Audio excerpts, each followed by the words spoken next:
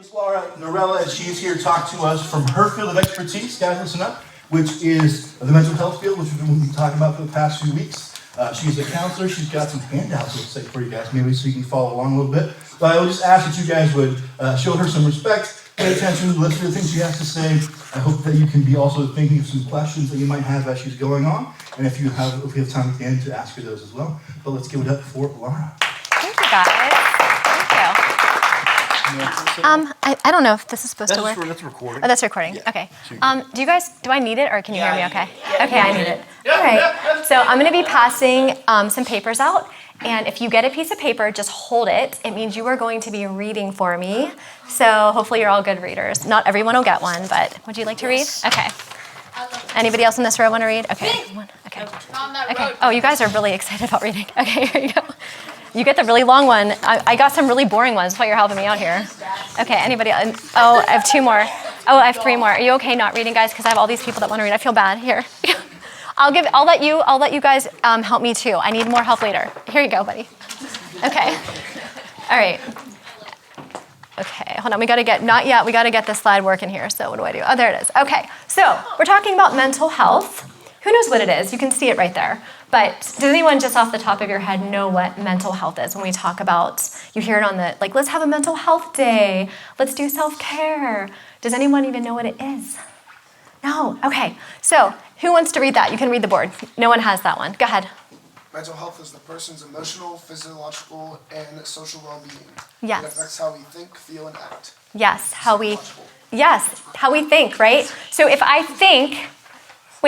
Asher thinks, I'm going to fail this test. I did not study. This is the worst. I'm going to get an F on my test, even though you don't have tests. But if he did, he thinks he's going to fail it. It's horrible. Now, how is he feeling? Because he thinks all these horrible thoughts. What do you think he's feeling? Yeah, upset, bad, really bad. And so what's his act going to be? What's his behavior going to be on the test then? Probably going to fail because he has the worst attitude and now his feelings are affected and then what we do is affected. Okay, if you went to therapy and you were having a hard time with negative self-talk and you were all the time, I'm the worst. You hear it all the time. Oh, I just stink at this. I'm so bad. Everything's horrible. We would do something with you called CBT, cognitive behavioral therapy. And why it works is because it's what mental health is. It's saying what we think affects how we feel and then what we do, okay? It's really simple. Okay, next. It's not working. Am I supposed to point it at something? Okay, sorry. It's not working. You can just move it to the next slide. It's fine. Okay, so does God care? Who wants to read? Read really loud for me, Harry. Here's the mic. Read really loud and slow. Go ahead. Does God care about our mental health? Come to me, all you who labor and are heavy laden, and I will give you rest. Take my yoke upon you and learn from me, for I am gentle and lowly in heart, and you will find rest for your souls. For my yoke is easy and my burden is light.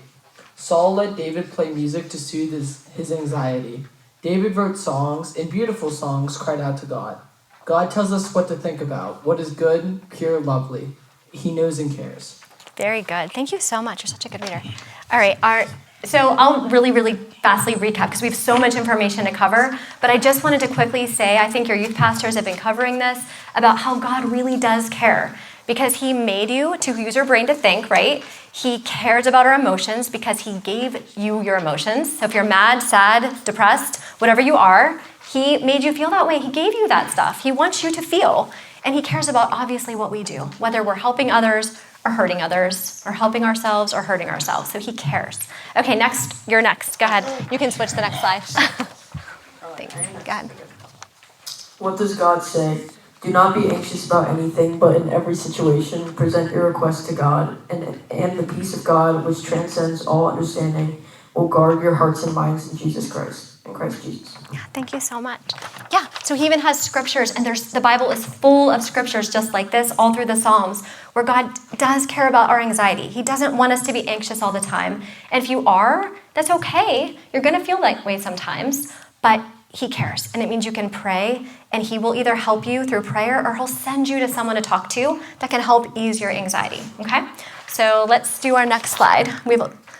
Okay, what is it? Okay, here's the big one. This is boring, and I made it boring on purpose, okay? You might be like, why? It's horrible. I did, because anxiety is a word that is thrown out constantly. I'm anxious. Oh, I have anxiety. I have anxiety. Well, do you? I don't know. So who has the boring anxiety? This is from the DSM. It's this big fat book. You do? Okay. So it's from the big fat book that with all the diagnoses in it, if you've ever seen that book, I should have brought it. And in it, go ahead and read it. Read it all. This is what anxiety is. Go ahead. The Diagnostic and Here you go. The Diagnostic and Statistical Manual of Mental Disorders, DSM-5, defines an anxiety disorder as based on excessive fear or worry that interferes with daily life. Generalized anxiety disorder, GAD, excessive and persistent worry about everyday situations that's difficult to control, worries that occurs more days than not for at least 6 months, worry that's associated with physical symptoms like restlessness, feeling on edge, fatigue, difficulty concentrating, muscle tension, sleep disturbance. Yes, excellent job. Very good job. That was a very long one, and there's somebody else that has a long one too later on. So anyways, if you have 3 present at the same time, and how long did it say? Worry that occurs, about 6 months, okay? So it's not just, we've all felt this way. Who's never felt tired? Who's never felt worry? Right? I don't think any of us raise our hand. We've all felt all these things. It's very normal. This is a normal part of life. Yes, what's up, bud? What does feeling on edge mean? Yeah, okay, if you're feeling on edge, you're like agitated. So if like your buddy here, all he does is kind of move and you're like, oh, what the heck, get away from me. That's on edge. So we've all felt that way. We've all felt that way, right? These are normal feelings, it's okay. But this is the definition, and I wanted to show you guys it so you know you don't have generalized anxiety disorder unless you meet all these qualifications. You wouldn't get a diagnosis. We would just say you have anxiety symptoms. You're feeling anxious today, okay? So go ahead, we can move on to the next slide.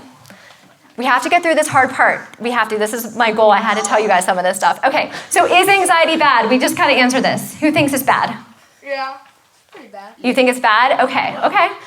Who thinks it could be good? Oh, no, I didn't mean to return that. Oh, no. Oh, okay. It's okay. Think what you think. Okay, so I will challenge everyone and say, anxiety, God made it, right? So there has to be a use for it. So here's this guy. He's like, do. He's walking along, and then what do you see coming? Some kind of bus or train. And he's just looking at his phone. If he doesn't worry and he's like, there's the train, it's coming, what do you think is going to happen to him? He's gonna go bye-bye. Yes, he's probably going to be splat on the tracks, gone, yes, because he doesn't care. He thinks, who cares? I can just float through it. So anxiety helps us. It gives us that on-edge feeling like, I heard a sound. Oh my goodness, what is happening? Alert, fight or flight. Go ahead. Can you give adrenaline? Yeah, well, we're getting there. You're so smart. Okay, I should have had you read that part. So it is good for us. It is good for us, but sometimes it can be bad, which we'll talk about a little bit later, when it can be a little bit elevated to the point where it's not healthy. But it is healthy. We have to have it. Okay, next slide, we're good. Okay, here we go. I should have given you the hormones. Who has the hormone paper? Anybody? If I didn't give one, I'll have to say it out loud. Okay, so since you get to read it since you said it out loud. Go ahead. When you feel anxious, your body releases hormones like adrenaline and cortisol.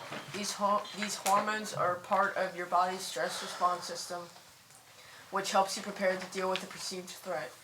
Adrenaline, which is also known as epinephrine. You don't have to read all these. Yeah, okay, so we'll just say them and then we're going to move on. But I want you to remember adrenaline and fight or flight. Okay, so Asher, come up here. Okay, and hold on a second. I'll need this ball back after, but hang on a second. Here we go. I will need this back. You can keep it later. Here, you can help me out here. All right, so I want you to throw this ball at Asher. Asher, you have to fall to the floor.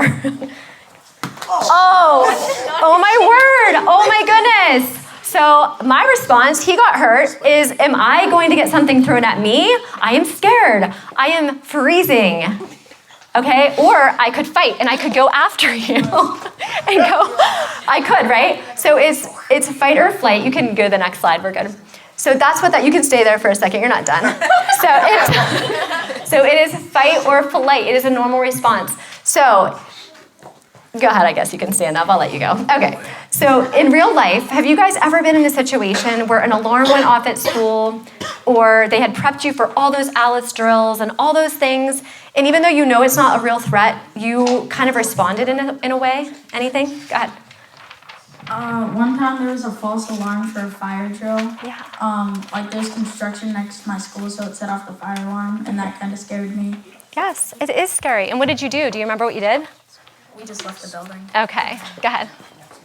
We have drills so often that it feels like if one actually happened, we would all know how to do it by now. We have one like three That's times good. a month. So you're not anxious at all. You're very calm about it. So these are normal responses. Have you guys ever been in a situation where something did happen and you did nothing about it because you were so scared and you thought later, I feel terrible. Why did I not get help? Or why didn't I tell someone? Like, what did I do? Why did I just stand there?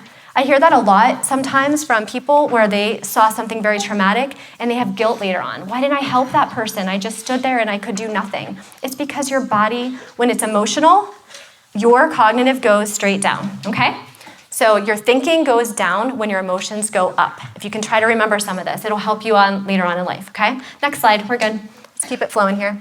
Okay, so normally, so we have that cortisol level, which causes inflammation, which we'll talk about in a second, and then we have that adrenaline. So when those things happen, so that guy, say he got scared, he had a bad day at work, he got fired, let's say he got fired. So he's upset, he goes out, he's deep breathing in a bag to calm down, which we'll talk about that at the end too, our deep breathing. So he's trying to calm himself down and he's fine, and she is praying, we'll say. So even if all those levels were up, the cortisol and adrenaline is up, our body is made to regulate itself and bring it back down, okay? But what happens when it doesn't go back down? So let's go to the next slide. Okay, so there's a bunch of things on here. How many of you guys have been so anxious for so long preparing for a test, or you had to move, or someone had to move out of your house, or someone passed away and it was really awful and everything was just tense in the house? How many of you guys have ever had stomach issues after so long of just being so worried? Anybody? I know most of us, we can get stomach issues, right? What about being sick? All of a sudden you're like, how do I have a cold again? Why am I sick again? Why do I have a headache every day? Why does this migraine keep coming back? Or have ever you guys had like that nerve endings? If someone like touched you and you're like, oh, and like it just kind of hurts. Your skin almost hurts, okay? Or high blood pressure, you guys probably don't get your blood pressure tested yet. Or high blood sugar, if you have any pre-diabetics in here, I don't know. So cortisol levels can cause all of these issues if they don't go back down to regular levels. That can actually happen. So we want to help ourselves relax. We want to get ourselves calm on a daily basis so that when you are experiencing stress, number one, you know how to get relaxed again. And number two, you can avoid some of these health issues. You won't have stomach aches all the time, okay? Next. Okay, so, here we go. So depression, who has the other horrible one? All right, go ahead and read it real loud, real slow to make everyone upset. Go ahead. Go ahead, cause some anxiety here. The Depression and Statistical Manual of Mental okay. Disorders, 5th edition, DSM-5, defines depression as a mood disorder that involves persistent sadness and a loss of interest. Symptoms: feeling sad, empty, or hopeless most of the day, losing interest in activities, significant weight loss or gain, insomnia or hypersomnia, psychomotor agitation or retard. I don't know how to say that. It's like things to slow down. Fatigue or loss of energy, feeling worthless or guilty, difficulty concentrating, thoughts of death or suicide. Okay, thank you very much. Yes, that's like a slowing of down is not the one you're thinking of. Okay, so anyways, so with this, it has to be how long? It has to be in a 2-week period, and it has to be for months and months and months. So if you guys have any of these symptoms, it's very normal. I don't want to lose you all, so I'll keep this rolling. Okay, so, but I want you to see this. How many of you have been tired before? Yes. Does it mean you have a depressive diagnosis? No, it does not. So if you feel worthless or guilty, that is a terrible thing to feel. But does it mean you have a diagnosis of depression? No, it doesn't. So you have to have a bunch of these all at the same time and for so long. And if that's the case, talk to someone. Okay, and we're gonna get into a little bit of that next too. So we can go ahead and roll with these slides. Okay, so hormones release, again, we're gonna slide through this because we talked about cortisol. Depression's another big one for raising cortisol. If you are sad thank you.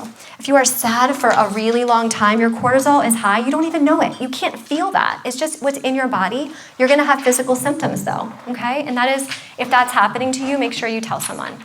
Moving along. Okay, so next one, this is a serious one. I have to mention this because when we're depressed, very depressed, meaning you had all those symptoms, plus sometimes at the end of that, there was thoughts of not wanting to be here. Sometimes things get so bad that we just think, it'd just be easier if I wasn't here. Wouldn't that just be easier? But that's not what God wants, right? He says, no, I made you, I want you here, and I will help you through, and I will give people to be around you to help you through this. You just have to talk to them. So if you ever feel this way, just like, man, it would just be better if I wasn't here. What should we do? Who knows what to do, for real? Does anybody know? Go ahead. Tell someone.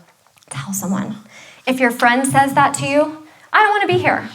I'm just going to not be here anymore. Or they say something worse, like they have a plan. Should you just respect their privacy and say, oh, I'm not going to tell anyone because they made me promise they're my best friend. Should we listen and not tell anybody? No. Should we tell someone? Absolutely. It's better to have a live friend that's very, very mad at you than a dead friend. So you tell someone. Always remember that. Like, it's better to have someone mad at you and hate you for a day, but later on they'll appreciate that, okay? Because you'll be getting them the help that they need. Okay, go ahead, next. Okay, factors. Okay, so this was a really important piece. This is long, so just read the bullet points. We do not have to read everything about this, but I do want to give you guys this knowledge because there's so many factors that make up depression and anxiety. But we don't have to go through every second. You guys can take a class on this someday.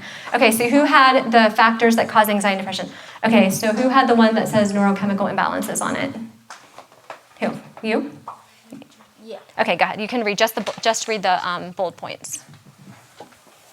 Neurochemical imbalances, genetics, hormonal changes, stressful life events, negative thinking patterns, and low self-esteem. Okay, you can read stressful life events. Oh, you read that, all of it. You were very fast and I missed it. Okay, good job. So biological factors, psychological factors. Okay, and you guys can see them up above, right? So if you're stressed, you have something very bad happen, like that's with loss. Like there are physical things that happen in our lives that cause us to be sad. And then there are imbalances. If you guys, for instance, my son has type 1 diabetes. That's a genetic disorder. So that could be passed down. So his kids could get that potentially. That's something genetic. Well, anxiety and depression is the same. So if it runs in your family, your grandma might have had it and you don't even know. And then her great-great-grandma might have been super anxious and you didn't know. But if you talk to people, talk to your family and be like, I feel like this. Was anyone in our family super depressed or sad or anxious? Because it's genetic. So it could be a genetic factor, okay? So go ahead, we're next factors. Okay, go ahead and read the more factors. You have that one? Go ahead. Just the bullet points. Go ahead. Social isolation, lack of social support or connection, relationship problems, conflict, loss of a loved one, or difficult family dynamics. Socioeconomic factors, poverty, unemployment, or discrimination. Other factors, chronic medical conditions, pain, illness, or disability. Substance use, alcohol, or drug abuse can worsen depression. Medications, some medications can have depression and anxiety. Thank you. Thank you very much. Yep. So if any of you guys are doing vaping, those little patches in your mouth, any of that stuff, any alcohol use, you think, oh, I'm just going to do this. It's marijuana. It's going to relax me. Oh, I love those Zyn things. They're so amazing. All you young men out there, they're marketed to you. So you take them. You're just feeding all the propaganda because that's what they're marketing for you. So anyway, if you're doing that, you're like, oh, this is going to help me. It's going to make me feel better. I'm going to feel really calm for a minute. And you might, right?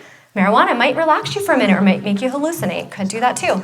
So it causes psychosis. So anyway, if you do that, you'll feel better. But it also causes anxiety and depression, you guys. So if you're struggling or suffering, chatty chatters over there. So if you're struggling, or we're going to get to the good stuff, I promise. We have interactive stuff. Okay, so that it is a cause. So I just want to bring that out because I know most of you or some of you have been exposed to it or tried it or already doing it. but you are hurting yourself and you are hurting your mental health. So I have to say that out loud. Okay, next, let's go. All right, unhealthy habits. So we talked about some of these. We have social isolation, negative self-talk, excessive alcohol consumption, lack of physical activity. If you came to see me in session and you were like, oh, I'm really, we'll say anxious or depressed, either one of those actually. Guess what I would be dealing with first? What do you think the first thing I'd be on this list dealing with, if it's not good on here? Let's see. Who said it? What? Sleep. Yes, sleep. I would be saying, how many hours of sleep are you getting? Because if you are sleeping 4 hours a night, you're not gonna feel good. You're gonna feel like garbage, okay? So that would be first. I would also be addressing physical activity. Are you sitting on the couch playing video games or on your phone for 1,000,000 hours a day? Are you gonna feel good? No, you're gonna feel like garbage. So if that was happening, that would be in your treatment plan. So if you were sitting in my office, I'd be like, yeah, we're gonna put something on your phone, an app to track your phone use, and you're gonna set your alarm and make sure you're going to bed on time and getting up on time. So that would be your treatment plan. Because we can't treat if you aren't taking care of yourself. That is your treatment plan, okay? Next, let's move this along. Oh, did that scare you guys? Okay, so whose heart rate went up a second just now? Tell me what the hormones were. What hormones just went through your body just now? Yay! Thank you. That's exactly right. So right now, adrenaline and cortisol went through your body. So this is important. I want you guys to remember this so bad. So hang with me for 5 more minutes, okay? So the amygdala. I needed a volunteer. I'm going to see your head here. You come here. Okay. So I need someone's brain. Okay. So the amygdala, okay, is all the way. We can't poke into his head, but it's all the way tucked into there. Okay. And they call it. It means almond. It's like this little almond shape. And this part of his brain, what is this? Do you know what it is? It says it up there. Prefrontal cortex. Yes, this is your thinking part of your brain right there. So he makes decisions right here with this part. The part back here, it's like firecrackers. You may sit. Thank you very much. So whenever that music just came on, your amygdala was firing off like firecrackers. It's like, what do I do? Fight or flight? I'm going to sit. I'm going to fight. I don't know. My heart rate's up. That is the amygdala. It takes 90 seconds to make a decision. If you are actually in a situation where you're scared or upset or something big happens, it takes 90 seconds for you to think with this part of your brain up here, okay? And that's a long time. And we would do a long 90-second count if you really wanted, but it's a long time. Next slide. These are the coping skills, and so I'm gonna teach you 2 right now because it's very important that I leave you with something practical that you can actually do on a daily basis. So we talked about reducing cortisol levels, so that you guys can stay calm on it, just to practice that. Give your body a second to just relax. So 1 is grounding. So if you got really scared, just like when that music played, you were like, oh my word, okay? So a strategy is grounding. So what we teach in sessions is look for, everyone do this. So pick, you don't have to say it out loud, just look for 3 things in the room. Just, that's it, look, see 3 things, look at them. Okay, you did it. Now smell, what do you smell? Just think about it. You don't want to probably say that out loud at your neighbor's BO, I don't know. But just what do you smell? Okay. All right, and then what's another sense? Go ahead, what do we hear? We're using all 5 senses. What do we hear? Hopefully no one's toot. I think I literally just heard one over here on this end. I'm kidding. Okay, so we heard, what do we hear? And then, so what do we see? What do we smell? Okay, if you're not eating, if you're not chewing gum, you're not gonna taste anything. Okay, and so we just use our 5 senses. But the quickest one that you're going to use, what I would recommend, and I always do, is your sight. So if you're taking a test and you're starting to panic, you can use this one at school all the time. Look for 3 objects in the room. That's it, ground yourself. And then you're giving yourself time to use the thinking part of your brain to actually use a coping skill, which would be deep breathing. So who knows about anything about deep breathing? Anyone want to volunteer that has knowledge of this already? Anybody have knowledge of deep breathing? Okay, you do? You do? Yeah, in like very serious situations. Mm-hmm. Who wants to be my volunteer to practice it? Go ahead, come on up. All right, so, okay, so you're gonna breathe. He's gonna, pay attention. Go ahead and breathe in for 4 seconds. You guys count, please, for him. 1, breathe in, 2, 3, 4. Hold your breath. Now count for 4. Hold your breath. 2, 3, 4. Now exhale and count to 6. 1, Very good. Okay.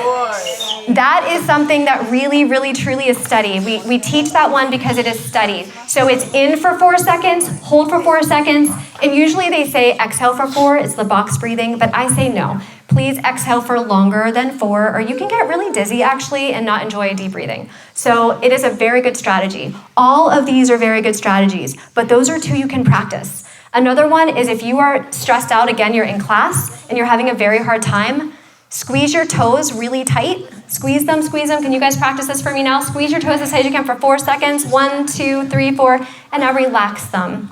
Have you guys ever been, this is one more strategy, I want to just give you guys stuff to take home, but if you guys are ever scared, you might find your hand in a fist already. You don't even know it. You're just sitting there and you're like, why is my hand like this? Because you're just nervous or your body closes up. Squeeze that. Squeeze for 4 seconds and release it. And you feel like a marshmallow after. It's a very good feeling, but very good strategies. Okay, we can go next. We can move along. Okay, so we can actually move. I taught you grounding skills. We're good with that one. Okay, very briefly, this is a fun one. How many of you guys have ever seen My 600-Pound Life? Do not recommend it. I am not recommending this. It is a terrible show. But it was on the other day, just self-disclosure. It was on the other day, and my son was in the room. It was horrifying. And he's like, Mom, why? Why are these people keep eating when they're dying? They're going to die. It was really sad, actually. They're going to die. I know, sorry, I shouldn't have said that out loud, but I did. But here we go. So do you see this? Dopamine. So when you eat food, a wonderful hormone is released in your head. That's why we enjoy eating. It's called dopamine. It's a good, wonderful hormone. So these poor people, it actually is sad, they had some kind of trauma when they were young. Hang in with me, guys. 2 more minutes. Hang with me. This is really important. So they had very much trauma in their life. They were hurt by someone in a very bad way, okay? And they couldn't cope. They didn't talk to anybody. And if they did, no one would help them. So instead of going to a therapist, maybe they didn't have a resource, or they didn't have a pastor, they didn't have a friend, they turned to food. And every time they ate something, they just kept eating, and they had this really wonderful feeling in their body because it made them feel really good. Dopamine. So they just didn't stop. And then they have to get that surgery, and you know the rest. Okay. Again, don't watch that, but it was a good example of dopamine, sorry. Okay, next. So we have oxytocin. Oh no, let's go right back real quick. Okay, we have oxytocin. If you're playing with a dog, a baby, really good hormones. Who likes to play with pets and dogs? These are great. Yes, these are good things to do. Good hormones. And then we have serotonin, which if you run, walk in nature, swimming, cycling. And then we have the endorphins, which you guys know especially, like, who likes dark chocolate? It actually releases endorphins. So it's one that you can have in moderation that is very good for you. Okay, now we can go next. I need someone from the back that I didn't call on yet for helping me. Anybody want to help me? Who? You want to help me? I just need help passing out. Come on. No. It's okay. I just need help passing out papers, guys, really. It's okay. We're just passing out papers. Okay. Okay. If you can give everybody one of these. So you're just getting a piece of paper, guys. And then I need one more volunteer to pass out markers. Okay. You guys can both help. If you guys can do one side and the other. Okay. On the back, this is another thing I really want to leave with you guys. Okay. Last thing is an activity I want you to just do. You don't have to do the front of it at all. That's just an example of a safety plan. If you or someone you know, ever was in a bad situation, you can use that safety plan and have that on hand, okay? Oh, you can keep that. I'm going to give everyone at the end. Yeah. So on the back, I want you guys to draw a giant circle that fills up your whole page, and then 1, 2, 3, 4, 5, 6. 6 circles. Okay, this is our last activity of the night. You guys did a really good job paying attention. We covered a lot of information. How many circles? 6 circles. All right. Yep. Okay. And in the middle is obviously yourself. You can have one too. Did everyone get a marker? Okay, in the middle is yourself. And then on the next one out is your family. So people in your family that you actually have a relationship with. Some people live with family and they're like, I'm never talking to anyone about anything in my family, but hopefully you can and will, because it's very important that you talk to your siblings, talk to your caregivers, your grandma, whoever you live with, your mom, your dad. So write down the people in your family on that circle. The next is your friends. Do not write down all of your friends. Write down the friends that you actually trust, that they would have your back. and care about you. Might be one or two. Thank you. You're just writing your family members' names and family. And you should have 6 circles. Keep drawing circles in there. You can draw, you guys can draw lines. You guys can draw however you wish in this circle.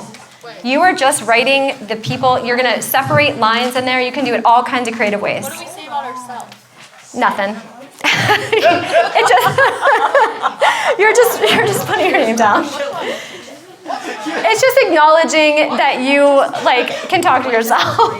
Wait, what do we write in our family? Okay, so your family, you write your family's names down. Is everyone writing? Write your family's names.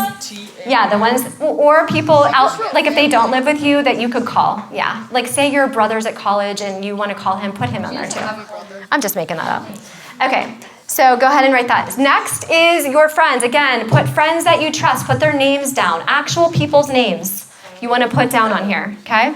So if your friend's name is Sally and Johnny, write Sally and Johnny on that column. Wait, what if I don't have That's a good point. We are going to address that actually at the very end. I appreciate you bringing that up.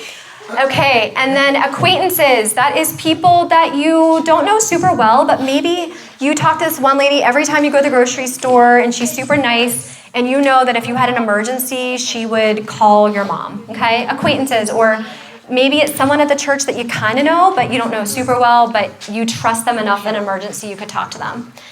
And then community helpers would be your coaches, your youth pastors, anybody that is in the community. Maybe you're part of a Boy Scout or Girl Scout group or a band at your school. You want to write their name down, like your band teacher's name.